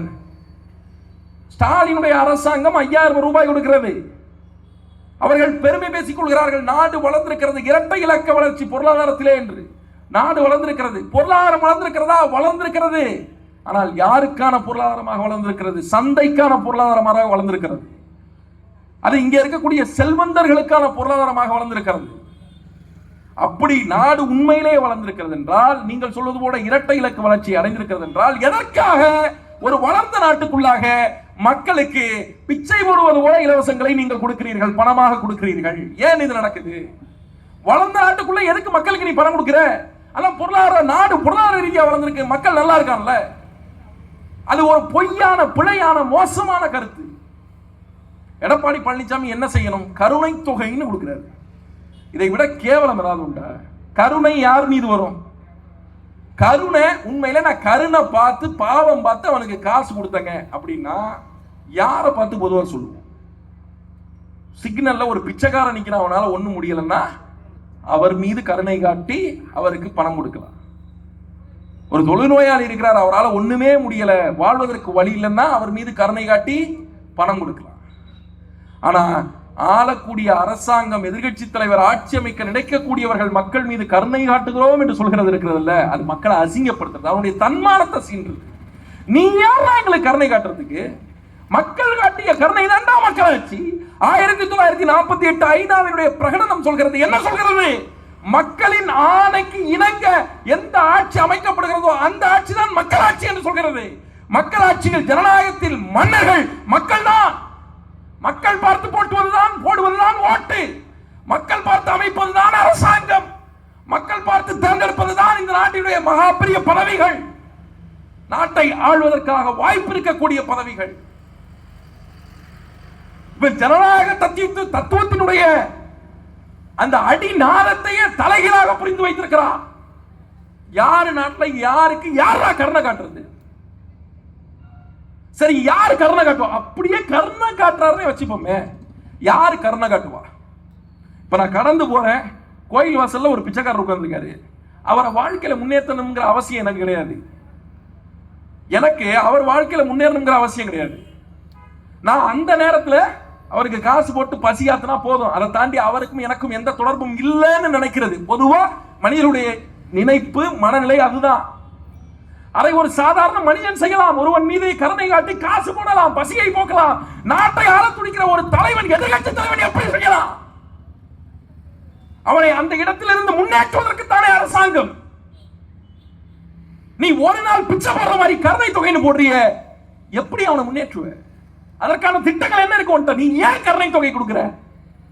ஏன்னா திமுகவுடைய அரசாங்கத்திலே வரிகள் அதிகமாகிவிட்டது, மக்கள் பாதிக்கப்படுகிறார்கள், வேலை வாய்ப்பு இல்லை, மக்கள் பாதிக்கப்படுகிறார்கள். அதனாலே நான் கருணை தொகையாக 10,000 ரூபாய் கொடுப்பேன் என்று எடப்பாடி பழனிசாமி அவர்கள் சொல்கிறார். அதானே என்ன மடப்ப இல்லைங்களா? எதிர்கட்சி தலைவர்ங்கிற பேர்ல இருக்கிற முட்டாள்களா? ஒரு மாநிலத்திற்குள்ளாக ஒரு ஆட்சியில ஒருத்தனுக்கு பணம் கொடுக்குறாங்க, அவனுக்கு வேலை வாய்ப்பு இல்லை அப்படின்னா அவனுக்கு வேலை வாய்ப்பை உருவாக்கி கொடுப்பதுதான் எதிர்கட்சி தலைவனுடைய வேலையாக இருக்க வேண்டும். அவன் வரி அதிகமாக கட்டுகிறான், அதனாலே பாதிப்படுகிறான் என்றால் வரியை குறைப்பதுதான் எதிர்கட்சியினுடைய வேலையாக இருக்க வேண்டும். அதுதான் ஆக்கப்பூர்வமான அரசியல். நீ அதை விட்டுட்டு அவன் 5,000 ரூபாய் கொடுக்கிறாங்கிறதுக்காக நீங்களும் 5,000 கொடுத்து 10,000 ரூபாயை கொடுப்பீர்கள் என்றால் இது எப்படி? இது 10,63,000 கோடி ரூபாய் கடன் வாங்கி அவர் 5,000 ரூபாய் கொடுக்கிறார் மக்களுக்கு. இவர் 10,000 ரூபாய் கொடுத்தால் எப்படி கடன், எப்படி எவ்வளவு கடன் வாங்குவார்? நாட்டில் இந்த டாக்ஸ் குறையுமா? சொத்து வரி கூடி இருக்காங்க 5 வருஷத்துல. சொத்து வரி, ப்ராப்பர்ட்டி வச்சிருக்கிற எல்லாருக்கும் தெரியும் சொத்து வரி கூடி இருக்கு. குப்பை வரி, சொத்துல இருந்து உற்பத்தி ஆகிற குப்பை வரி கூடி இருக்கு. மின் கட்டணம் 3 முறை 4 முறை கூடி இருக்கிறது. இதே திமுகவினுடைய தேர்தல் அறிக்கை 2021 சொல்கிறது. என்ன சொல்றாங்க? நாங்க ஆட்சிக்கு வந்தா 2 மாசத்துக்கு ஒரு தடவை எடுக்கிற இபி ரீடிங்க 1 மாசத்துக்கு ஒரு தடவை எடுப்போம்னு சொல்லி தேர்தல் வாக்குறுதி கொடுத்தது திமுக. ஆட்சி காலம் முடிய போகிறது, தேர்தல் தேதி அறிவிக்க போகிறான். இன்று வரை 1 மாதத்திற்கு ஒரு தடவை மின் கட்டணம் எடுத்ததுண்டா? நீ எடுக்க வேண்டியதான யோக்கிய? நீ 100 யூனிட் ஃப்ரீ மின்சாரம் வேண்டாயா? எங்களுக்கு தேவையில்லையா? நீ மாசத்துக்கு ஒரு தடவை எடு. 2 மாசத்துக்கு ஒரு தடவை எடுத்து நான் 5,000 ரூபாய் கட்டுறதை விட 2 மாசத்தை 2ஆ பிரிச்சு மாசம் 1,000 ரூபாய் கட்டிக்கிறேன், பிரச்சனை இல்லை, எனக்கு 3,000 ரூபாய் லாபம் தான். நீங்கள் கொடுக்கிற 100 யூனிட் தேவையில்லை, இதை செய்யுங்க. அப்போ மின்சார கட்டணம் ஏறி இருக்கிறது. பெட்ரோல் விலை குறைப்பதாக சொன்னார்கள் இவர்கள். பெட்ரோல் விலை குறைந்திருக்கிறதா? டீசல் விலை குறைந்திருக்கிறதா? ஏறி இருக்கிறது. அத்தியாவசிய பொருட்களுடைய விலை ஏறி இருக்கிறது. அனைத்து பொருட்களுடைய விலையும் ஏறி இருக்கிறது. இப்போ எடப்பாடி பழனிசாமி அவர்கள் ஆட்சிக்கு வந்தால் இந்த வரியை குறைப்பேன் என்று சொன்னால் அவர் நல்ல எதிர்கட்சி தலைவர். மாறாக வரியை பற்றி அவர் பேசவே இல்லை. பத்திரிகையாளர் கேள்வி கேட்கிறார், நீங்க இவ்வளவு காசு கொடுக்கணும்னா மக்கள்கிட்ட இருந்து தானே அதை மறுபடியும் எடுக்கணும் அப்படின்னு சொல்லும்போது அது குறித்து எங்களுக்கு இப்ப திட்டங்கள் இல்லை, பின்னாடி நாங்கள் யோசிப்போம்னு சொல்றாரு. எது காசை கொடுத்துருவாரா? கொடுத்துட்டு எப்படி கலெக்ட் பண்றதுன்னு அவருக்கு தெரியாதா? மதிப்பிற்குரியவர்களே, நான் உங்களுக்கு வெளிப்படையாக சொல்லுவேன், ஒரு அரசாங்கம் என்பது, ஒரு கவர்னன்ஸ் என்பது, ஒரு கவர்மெண்ட் என்பது ஒரு தனியார் நிதி நிறுவனம் போல பணத்தை உற்பத்தி பண்ணாது. அதுக்கு அந்த ஆற்றல் கிடையாது, அப்படி பண்ண முடியாது. ஒரு அரசாங்கம்ங்கிறது எங்கிருந்து பணத்தை உற்பத்தி பண்ணும் எடுத்துக்கும்னா நேரடியாக மக்களிடமிருந்து வரியாக, நேரடி கட்டணமாக, மறைமுக கட்டணமாக, டாக்ஸஸ் ஆக, எல்லாமாக மக்களிடமிருந்து தான் பிரைமரி சோர்ஸ் ஆஃப் இன்கம். கவர்மெண்ட்டுக்கு மக்களிடமிருந்து தான். மக்கள் தான் நேரடியாக பாதிக்கப்படுவார்கள். மாநில அரசு வாங்குகிற கடன் என்பது வெறும் தாள்களில் இருப்பது அல்ல. அது ஒரு மாநிலத்திற்குள்ளாக அந்த மக்கள் மீது நீண்ட கால தாக்கங்களை ஏற்படுத்தக்கூடியது. அதனாலே அதை எதிர்க்கிறோம். அதனாலே மதிப்பிற்குரியவர்களே, கடன் வாங்கி இலவசம் கொடுப்பதை எதிர்க்கிறோம். நீங்க இலவச பேருந்து கொடுக்குறீங்களே பெண்களுக்கு, ஐயா எடப்பாடி பழனிசாமி அவர்கள் இருந்தால் நாங்கள் ஆண்களுக்கும் சேர்த்து கொடுப்போம்னு சொல்றாரு. இலவச பேருந்து வேண்டும் என்று தமிழ்நாட்டில் ஏதேனும் ஒரு தெருவில், ஏதேனும் ஒரு இடத்தில், ஏதேனும் ஒரு ஊரில் மக்கள் சாலையில் இறங்கி போராடினார்களா? இலவச பேருந்து வேணும்னு போராடினாங்களா? 100 யூனிட் ஃப்ரீ மின்சாரம் கொடுங்க என்று சொல்லி சாலையில் ஏதானும் மக்கள் இறங்கி போராடினார்களா? தமிழ்நாட்டில் 1000 ரூபாய் உரிமை தொகை கொடுங்கள் என்று சொல்லி தமிழகத்தில் இருக்கக்கூடிய மகளிர்கள் தெருக்களில் இறங்கி போராடினார்களா? சில கோடை சிறப்பு தொகையாக 2000 ரூபாய் கொடுங்கள் என்று சொல்லி யார் போராடியது? அப்ப நீ கொடுக்கிற அனைத்துமே மக்கள் போராடாமல், மக்கள் தேவையா இல்லையா என்று முடிவெடுக்க முடியாத ஒரு கருத்தின் மீது, ஒரு எண்ணத்தின் மீது சொந்த அரசியல் லாபத்திற்காக இலவசமாக தூக்கி வீசிய திட்டங்கள் தான் திமுகவினுடைய வெற்றி திட்டங்கள்னு சொல்ற திட்டங்கள் எல்லாத்தையும் பாருங்களேன். விடியல் பயணம்னு சொல்லுவான், அது இலவசம். உரிமை தொகைன்னு சொல்லுவான், அது காசு கொடுக்கிறது, இலவசம். இவர்கள் பெரிய அளவிலே வெற்றி பெற்ற திட்டங்கள் என்று சொல்லிக் கொள்கிற எல்லா திட்டங்களும் காசை சும்மா கொடுக்கிறது தான். இது ஒரு திட்டம் வராது. இதெல்லாம் திட்டமா? இதெல்லாமா மாநிலத்தை முன்னேற்றம்? இந்த இடத்துல இருந்து தான் நம்ம சிந்திக்கணும். இவர்கள் கையில நாட்டை கொடுத்தா அழிஞ்சிடும். முன்பே சொன்னது போல நீண்ட நெடுங்காலமாக இந்த மண்ணுக்கு சம்பந்தம் இல்லாத திராவிட சித்தாந்தம் தமிழர்களை ஆண்டு வருகிறது. இந்தியாவில் பிராமணர்கள் அல்லாதவர்கள் அத்தனை பேரும் திராவிடர்கள் என்றால், வட இந்தியாவில் பிராமணன் அல்லாதவனும் திராவிடன் தான். தென்னிந்தியாவில் பிராமணன் அல்லாதவனும் திராவிடன் தான். இந்தியா முழுமைக்கும் ஆரியர்கள் தவிர்த்த பிராமணர்கள் தவிர்த்தவர்கள் திராவிடர்கள் என்றால், உங்களுடைய திராவிடர் கழகமும் திராவிட முன்னேற்ற கழகமும் ஏன் தமிழ்நாட்டில் மட்டும் இருக்கிறது? அதுதான் கேள்வி. ஏன் தமிழ்நாட்டை தாண்டி நீங்கள் கேரளாவிலோ, தெலுங்கு தேசத்திலோ, ஆந்திராவிலோ, கர்நாடகாவிலோ, மும்பையிலோ எங்குமே உங்களுடைய திராவிடர் கழகத்தை, திராவிட முன்னேற்ற கழகத்தை கொண்டு போகவில்லையே, கட்சி கட்டவில்லையே, ஆட்சியை நிறுவவில்லையே? ஏன் உங்களால செய்ய முடியல? செய்ய முடியாது. ஏன்? அவன் இந்தியாவிற்குள்ளாக மொழிவழி மாகாணங்கள் பிரிக்கப்பட்ட பிறகு தன்னை அந்தந்த மொழிவழி தேசிய இனத்தினுடைய மக்களாக உணர்கிறான். மலையாளி தன்னை மலையாளியாக உணர்கிறான். தெலுங்கன் தன்னை தெலுங்கனாக உணர்கிறான். கன்னடன் தன்னை கன்னடனாக உணர்கிறான். தமிழர்களை மட்டும் திராவிடராக உணரச் சொல்லி நீண்ட நெடுங்காலமாக எங்கள் மீதாக, தமிழர்கள் மீதாக ஒரு அழுத்தத்தை இந்த திராவிட அரசியல் திணித்துக் கொண்டே இருக்கிறது. எல்லாரும் இங்கே திராவிடர்கள் என்றார். தென்னிந்தியாவில் இருக்கக்கூடிய அத்தனை பேரும் பிராமணர்கள் அல்லாதவர்கள் திராவிடர்கள் என்றார். திராவிட கட்சியினுடைய முதலமைச்சராக இருக்கக்கூடிய இதே ஸ்டாலின் அவர்கள் தமிழ்நாட்டில் பொறுப்பை ராஜினாமா செய்துவிட்டு இதே திராவிடர்கள் வாழக்கூடிய கர்நாடகாவிலே போய் தேர்தலிலே போட்டியிட்டு முதலமைச்சராக முடியுமா? அதை கர்நாடகத்தில் இருப்பவர்கள் ஏற்றுக்கொள்வார்களா? கேரளாவிலே எடப்பாடி பழனிசாமி அவர்கள் நானும் திராவிடன் தான் என்று சொல்லி தேர்தலிலே போட்டியிட்டு வெற்றி பெற முடியுமா? அதை மலையாளிகள் ஏற்றுக்கொள்வார்களா? இந்திய நிலப்பரப்பிற்குள்ளாக ஒவ்வொரு மொழிவழி தேசிய இனமும் தன்னை அந்தந்த மொழிவழி தேசிய இனத்தினுடைய பிள்ளையாக உணர்ந்த பிறகு, தமிழராக, தெலுங்கராக, மலையாளியாக, கன்னடராக, மராத்தியராக உணர்ந்த பிறகு தமிழ்நாட்டுக்குள்ளாக மட்டும் நம்மை திராவிடராக உணர வைப்பதனுடைய சூட்சமம் என்ன? அதில் இருக்கிற திருட்டு வேலை என்ன? திருட்டுத்தனம் என்ன?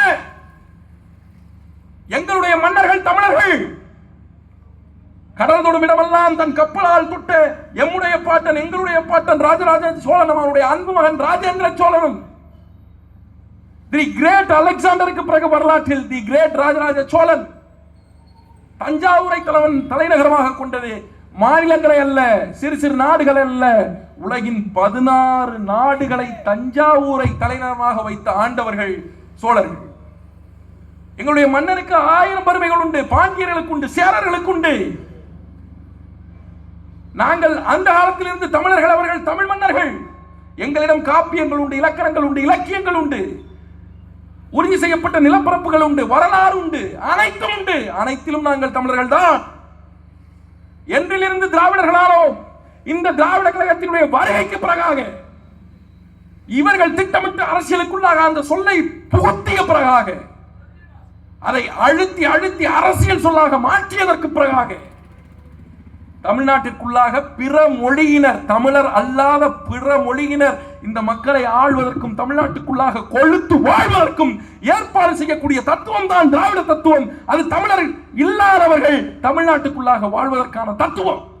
தமிழர்கள் கையில் எந்த காலத்திலும் இந்த மனிதனுடைய உச்சபட்ச ஆட்சி அதிகாரம் வந்துவிடக் கூடாது என்பதற்காக வேலை பார்க்கிற தத்துவம்.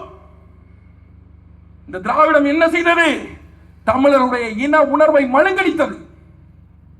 எங்களுடைய மொழி குறித்து எங்களை பெருமையாக உணர விடாமல் செய்தது. எங்களுடைய மொழி காட்டு மிராண்டி மொழி என்றது. எங்களுடைய மொழியை புறக்கணிக்க சொன்னது.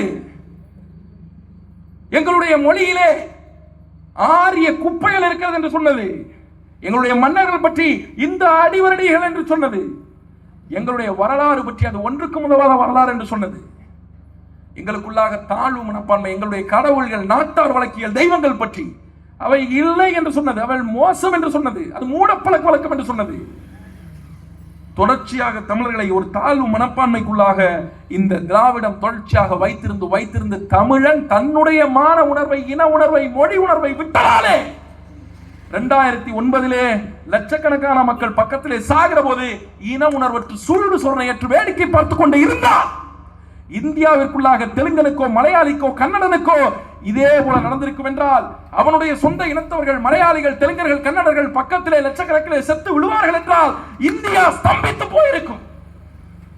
ஒட்டுமொத்த இந்திய அரசாங்கமும் நிலை குலைந்து போயிருக்கும். உலகம் அந்த போரை உற்று நோக்கி இருக்கும்.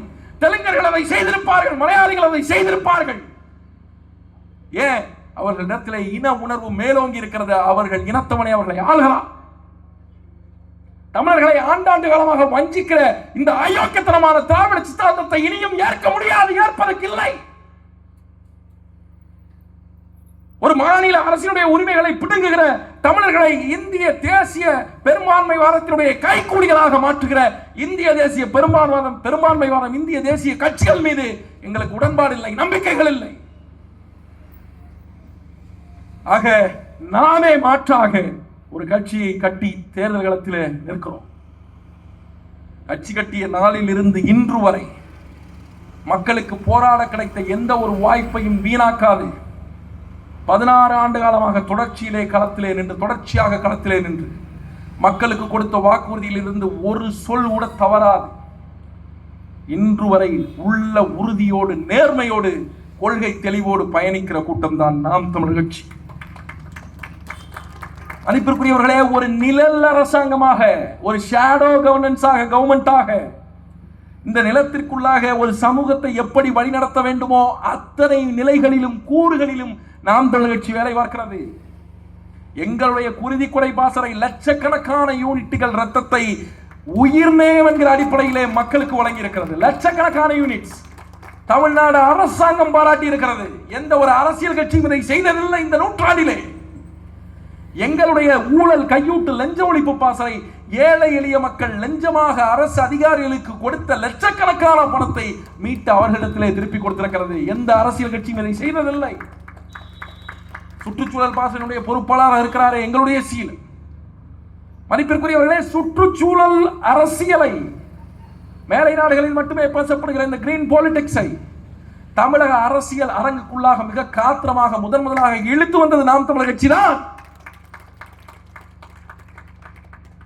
தூர்வாரிய நீர்நிலைகள், பாதுகாத்த மலைகள், பாதுகாத்த பறவைகள், சரணாலயங்கள், பாதுகாத்த ஆறுகள், பாதுகாத்த ஆத்து மணல் வளம் அத்தனையும் ஏற்படுத்திய தாக்கங்கள், தொடர்ச்சியாக அரசினுடைய நாசகர திட்டத்திற்கு எதிரான சட்ட போராட்டங்கள் என அனைத்தையும் ஒரு கட்சியினுடைய சுற்றுச்சூழல் பாசறை செய்கிறது என்றால் சமூகத்தின் மீது, சுற்றுச்சூழல் மீது அக்கறையோடு தான் செய்கிறது. அதுவே மிக முக்கியமான அரசியல் என்று நாம் தமிழர் கட்சி கருதுகிறது. அது களத்திலே அதை சாத்தியப்படுத்தி இருக்கிறது. அதை செய்கிறோம். சமூகத்திலே புறக்கணிக்கப்பட்ட மக்கள் எக்காலத்திலும் இந்த திராவிட அரசியல் கட்சிகளாலே, தேசிய அரசியல் கட்சிகளாலே அடையாளம் காணப்படாத தமிழகத்தினுடைய மூளை முடுக்குகளில் எளிய மனிதர்களாக வாழக்கூடிய பெரிய அளவிற்கான எண்ணிக்கை பலமற்ற சமூகங்கள் இருக்கிறது. இருளர்கள் இருக்கிறார்கள், குயவர்கள் இருக்கிறார்கள், குறவர்கள் இருக்கிறார்கள். இவர்கள் அனைவருக்கும் சமூக பிரதிநிதித்துவம் என்கிற அடிப்படையிலே நாம் தமிழ் கட்சி இடங்களை வழங்குகிறது. இது வரலாற்று மாற்றம். பெண்களுக்கு 117 இடங்கள் ஒரு வரி செய்தி அல்ல. இது வெறும் ஆணுக்கு சமமாக பெண்ணை ஆணும் பெண்ணும் சமமாக நடத்துகிறோம், அதற்காக இதை செய்கிறோம் என்பது அல்லது அதற்கு பின்னாலே ஒரு பாரிய அரசியல் இருக்கிறது. இந்தியாவுடைய நாடாளுமன்றத்திற்குள்ளாக 1962 இருந்த பெண் எம்பிஸ், பெண் நாடாளுமன்ற உறுப்பினர்களுடைய எண்ணிக்கை ஆண்களோடு ஒப்பிடும்போது வெறும் 5% தான். அதாவது ஆண் நாடாளுமன்ற உறுப்பினர்கள் 95% இருந்தால் பெண் நாடாளுமன்ற உறுப்பினர்கள் வெறும் 5% தான் இருந்தார்கள். இன்றைக்கு காலங்கள் உருண்டோடி இருக்கிறது. அரை நூற்றாண்டுகள் தாண்டி விட்டது. இன்றைய காலகட்டத்திலும் இந்திய நாடாளுமன்றத்திற்குள்ளாக நீங்கள் எண்ணினால் 100 நாடாளுமன்ற உறுப்பினர்களில் 90 பேர் ஆண்கள், வெறும் 10 பேர் தான் பெண்கள். இந்த 5% இந்தியாவிற்குள்ளாக முன்னேறி வருவதற்கு அரை நூற்றாண்டுகளுக்கு மேலாக ஆகியிருக்கிறது.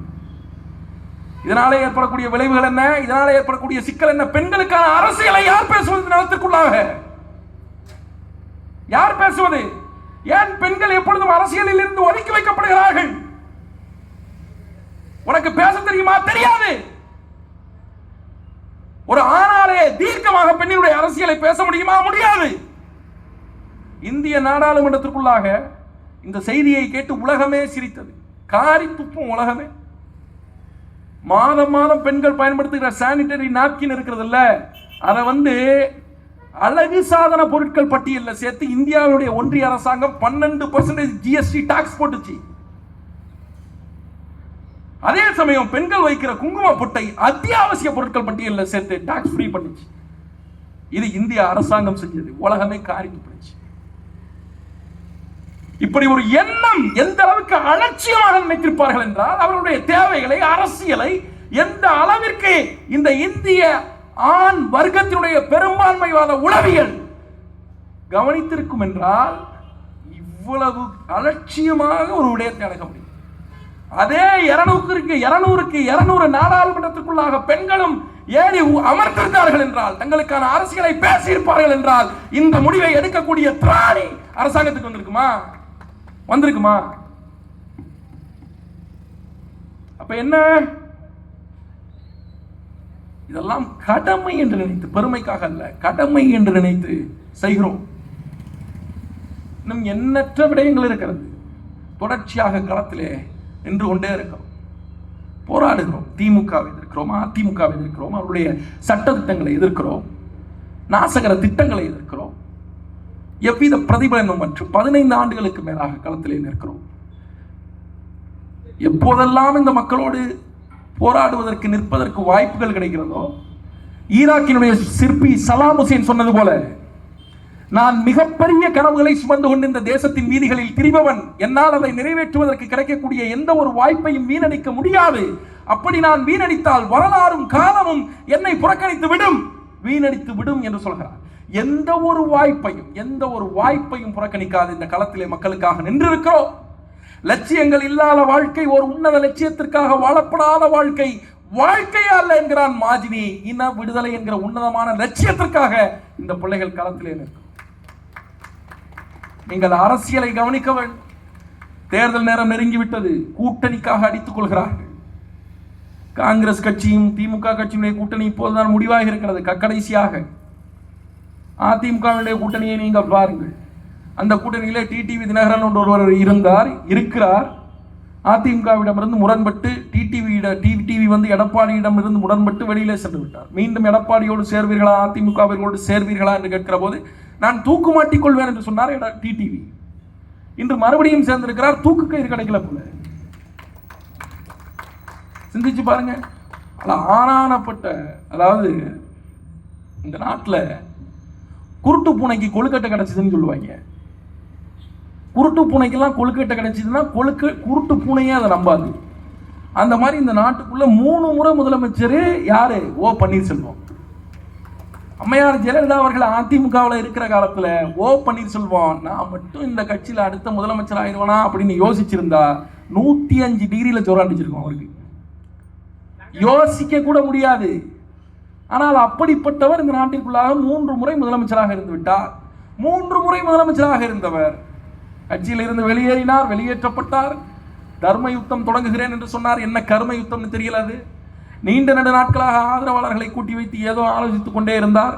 கடைசியாக ஒரு ஆலோசனை கூட்டம் போட்டார். அந்த ஆலோசனை கூட்டத்திலே அவர் மட்டும்தான் இருந்தார். கண்ணாடியை பார்த்து அவரே ஆலோசனை சொல்கிற நிலைமைக்கு வந்து விட்டார்.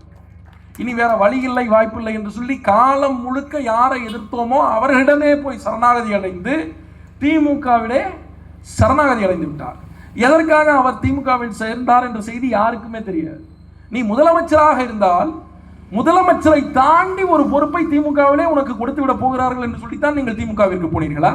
திமுகவிலே முதலமைச்சர் பதவி கலைஞர் கருணாநிதியுடைய குடும்பத்திற்கு பட்டா போட்டது என்று உங்களுக்கு தெரியாதா? எதற்காக நீங்கள் திமுகவிற்கு போனீர்கள்? நீங்கள் திமுகவை எதிர்க்கிறீர்கள் என்றுதானே 40 ஆண்டுகளாக மக்கள் உங்களுக்கு வாக்கு செலுத்தினார்கள். லட்சக்கணக்கான மக்கள் தங்களுடைய வாக்கை எதற்காக செலுத்தினார்கள்? நீங்கள் திமுகவை எதிர்க்கிறீர்கள் என்ற ஒரே காரணத்திற்காகத்தானே.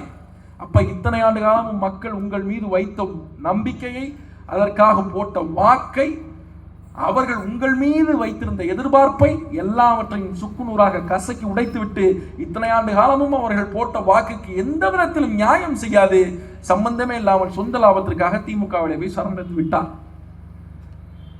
அதிமுகவினுடைய கூட்டணி ஏதோ பலமான கூட்டணி என்று சொல்கிறார்கள். பாமகவிலே அன்புமணி அவர்கள் பாமகவை எடுத்து வந்திருக்கிறார். முழுமையா பாமகவை கொண்டு வரணும், கூட்டணியில் சேர்க்கணும்னா ராமதாஸ் ஐயா கையில பாதி பாமக இருக்குது, அன்புமணி கையில பாதி பாமக இருக்குது. அது ஒரு வித்தியாசமான கூட்டணி. இந்த பக்கம் திமுக, தேமுதிக எல்லாம் கடைசியாக என்ன செய்வதுன்னு தெரியாம முழிச்சுக்கிட்டு இருந்தவன்.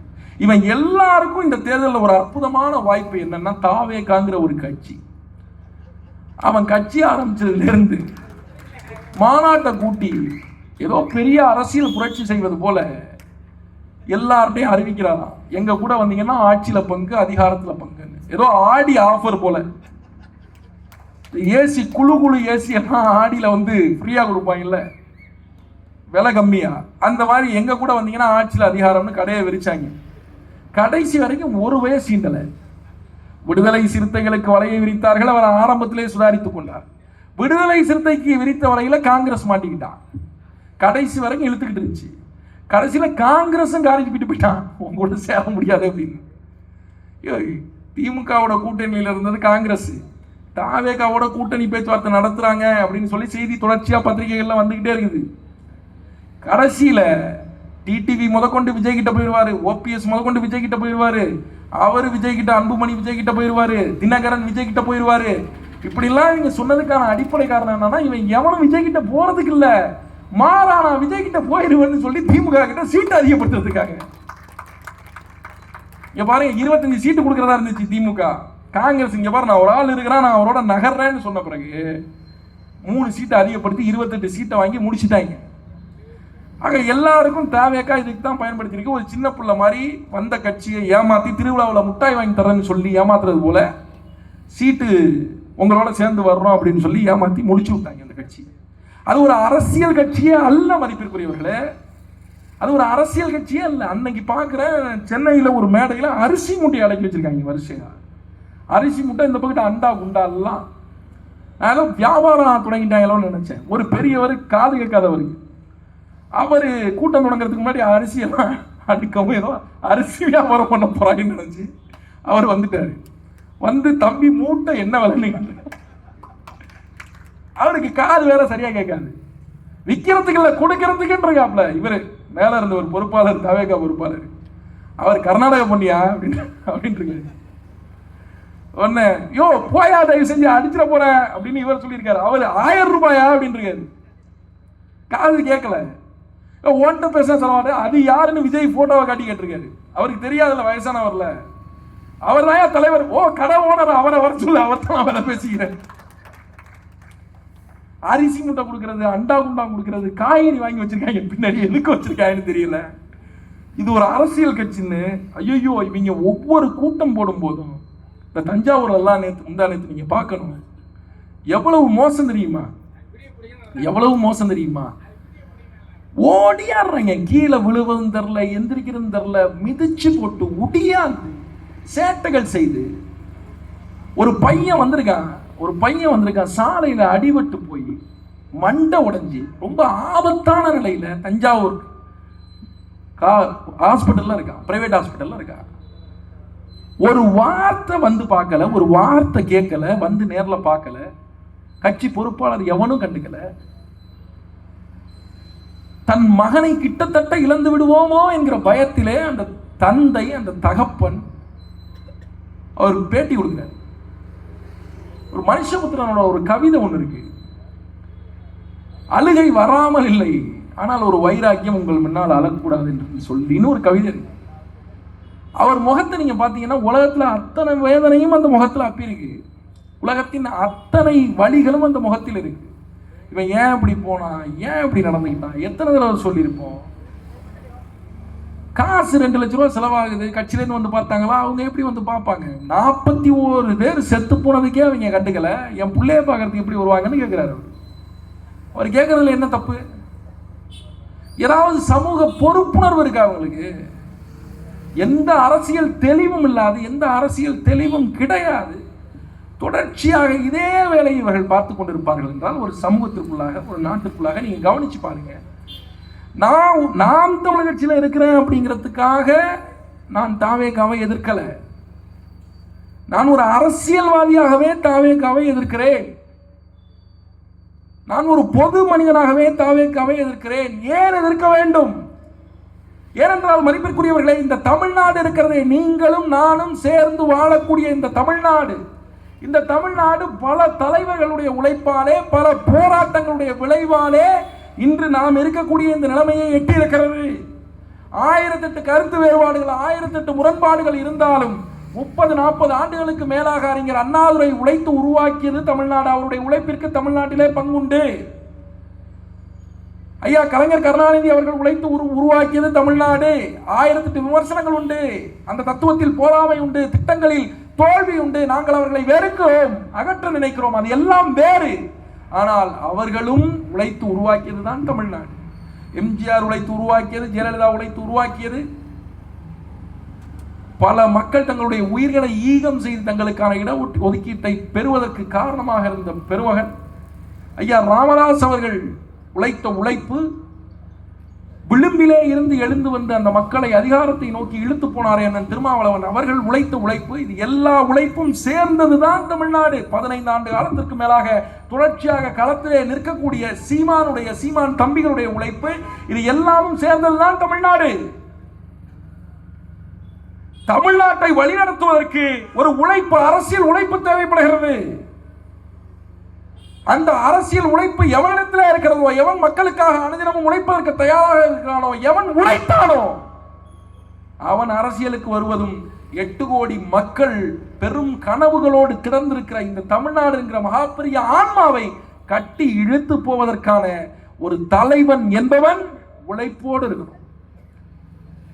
மக்களுக்காக போராடணும் நினைக்கிறது, மக்களை அனுதினமும் சந்திக்கிறது, மக்களுடைய கருத்து கேட்கிறது, களத்திலே நிற்பது, அவருடைய உரிமைகளுக்காக போராடுவது, அதன் மூலமாக தேர்தலில் நின்று அவருடைய வாக்குகளை வாங்கி முதலமைச்சராவது என்பது ஒரு வகை.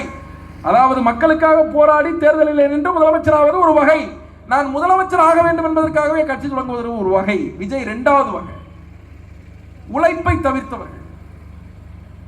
இந்த 41 பேர் இறந்ததற்கு ஏன் அவர்களை காரணம் சொல்கிறீர்கள் என்று பல பேர் சொல்கிறார்கள். அது விபத்து தானே என்று சொல்கிறார்கள். அது விபத்து அல்ல. 41 பேரை கொன்றவே தாவேகா தான். அதனுடைய கொள்கையற்ற அரசியல் தான், அதனுடைய தலைவர் விஜய் தான். ஏன் ஒரு அரசியல் கட்சி ஒரு சொசைட்டில எப்படி ஃபங்க்ஷன் ஆகும்னா, அனைதினமும் மக்களை சந்திக்கும், மக்களுடைய போராட்டங்களோடு துணை நிற்கும். இது 1. 2வது, பத்திரிகையாளர்கள் வாயிலாக தங்களுடைய கருத்துக்களை சமூகத்திற்கு வெளிப்படுத்திக் கொண்டே இருக்கும். இது 2. 3வது, மக்களுடைய அடிப்படையான பிரச்சனைகள், நாட்டில் ஏதேனும் தீவிரமான தீர்க்கமான சிக்கல்கள் ஏற்பட்டால் அந்த சிக்கலை அடையாளப்படுத்துகிற விதத்திலே, மக்களுக்கு ஆதரவாக நிற்கிற விதத்திலே, சமூக சீரழிவுகளை எதிர்க்கிற விதத்திலே களத்திலே நிற்கும். இது இல்லாமல் 4வதாகத்தான் தன்னுடைய பலத்தை காட்டுவதற்காக கூட்டத்தை கூட்டும்.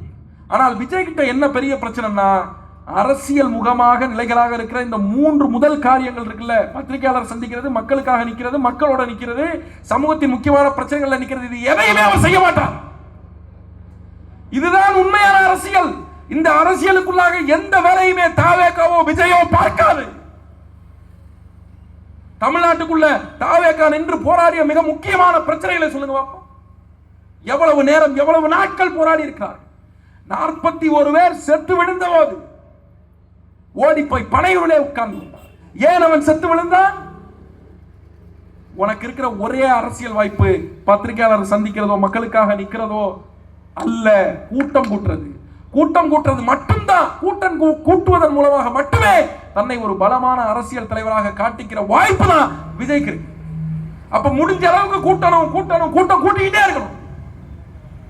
அப்ப கூட்டிக்கிட்டே இருக்காங்க. அப்படிங்கிற பட்சத்துல வேற வழியே இல்லாம இந்த தள்ளுமுள்கள் ஏற்படுது. கொள்கையற்று வெறும் கூட்டம் கூட்டணுங்கிறதுக்காக கூட்டப்பட்ட கூட்டத்தில் தள்ளுமுள் ஏற்படுது. மக்கள் இறந்து போகிறார்கள். கொள்கையற்ற அரசியல் தான் இதை செய்தது. கொள்கையுடைய நாம் தமிழர் கட்சியும் லட்சக்கணக்கான மக்களை கூட்டியது. ஆனால் ஒரு சிறு விபத்து கூட, சட்டம் ஒழுங்கு பிரச்சனை கூட இல்லை. எப்படி இல்லை? ஏன்னா கொள்கையால் வார்க்கப்பட்டவர்கள். அந்த கூட்டத்திற்கு கொள்கை இருக்கா? கிடையாது. இன்னைக்கு ஒரு பொண்ணு சொல்லுதுங்க டிவியில, எங்க தலைவர் மட்டும் ஆட்சிக்கு வந்தா பக்கத்து வீட்டில் இருக்க கிளவிய வெடிகுண்டு போட்டு கொண்டுருவாங்க. என்னடா இது? புரியலையே. இப்படி ஒரு தலைமுறையை, இப்படி ஒரு கலாச்சாரத்தை எப்படி தமிழ்நாடு தாங்கும்? என்ன நடக்கும்? இவர்கள் கையில அதிகாரம் சிக்கினா என்ன நடக்கும்? பொறுத்து கொள்ள முடியாது. இவருடைய எழுச்சிங்கிறதும் இவங்க அரசியல் நிற்கிறதும் ஓட்டு வாங்குறதும் பொது சமூகத்திற்கு எதிரானது. மனித குலத்தினுடைய வக்கரத்திற்கு தீனி போடுகிற காரியம் தான் தாவேகாவிற்கு ஓட்டு போடுகிற காரியம். அதை செய்யக்கூடாது. ஆக மதிப்பிற்குரிய பெருமக்களே, ஒரு தீர்க்கமான அரசியலை முன்னெடுத்து வைப்பதற்கு இந்த பிள்ளைகள் களத்திலே நிற்கிறோம். மண்ணிற்கும் மக்களுக்குமான அரசியலை முன்னெடுத்து வைப்பதற்கு களத்திலே நிற்கிறோம். நீங்கள் எங்களை ஆதரிக்க வேண்டும். ஏன் ஆதரிக்க வேண்டும்? சீலன் அவர்கள் எல்லாம் இந்த மண்ணிலே உண்மையிலேயே இந்த மண்ணுக்காக தொடர்ச்சியாக பல ஆண்டுகளாக உழைத்துக் கொண்டிருப்பவர். சொந்த வாழ்க்கையில் எத்தனையோ சிக்கல்களை சந்தித்த மனிதர். எத்தனையோ கொலை முயற்சிகள் அவர் மீது உண்டு. இயற்கை வளங்களை பாதுகாப்பதற்காக போராடுகிறார் என்பதற்காக 68க்கும் 168க்கும் மேற்பட்ட நீர்நிலைகளை அவர் மீட்டெடுத்திருக்கிறார். பல முறை ஆர்டிஐ ரைட் டு இன்ஃபர்மேஷன் ஆக்ட்ல செய்திகளை வாங்கி மக்கள் சமூகத்திற்கு உண்மைகளை வெளிக்காட்டி இருக்கிறார். இன்னும் எவ்வளவோ காரியங்களை செய்திருக்கிறார். அவர் நட்டு வைத்த பனை விதைகள் இருக்கிறது. பனை விதைகள் 60,000 பனை விதைகளை இதுவரை நட்டிருக்கிறார். குமரி முழுவதும், குமரிக்கு வெளியிலும் 60,000 பனை விதைகள். அந்த 60,000 பனை விதைகளும் வளர்ந்து பூ பூத்து குலுங்கி காய்காய்க்கிற போது, பறவைகள் வந்து கூடு கட்டுகிற போது, அங்கே சீலனின் குரல் கேட்கத்தான் செய்யும். சீலனின் பெயர் கேட்கத்தான் செய்யும்.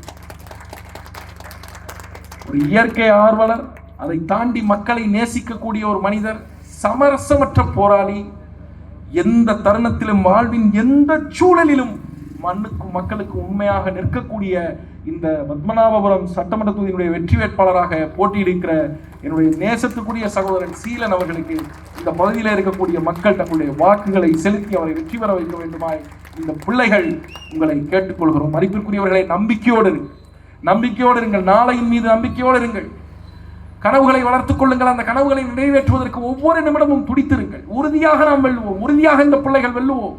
இந்த அரசியல், தமிழ் தேசிய அரசியல் உறுதியாக வெல்லும். காலம் ஒருபோதும் நின்று விடப் போவதில்லை. வரலாறு ஒருபோதும் இறந்து விடப் போவதில்லை. நாம் வெல்லாமல் இருப்பதில்லை. நாம் உறுதியாக வெல்லுவோம். நாம் தமிழர் உறுதியாக வெல்லும். இந்த தொகுதியினுடைய சட்டமன்ற வேட்பாளர் உறுதியாக வெல்லுவார். நன்றி, வணக்கம். நாம் தமிழர்.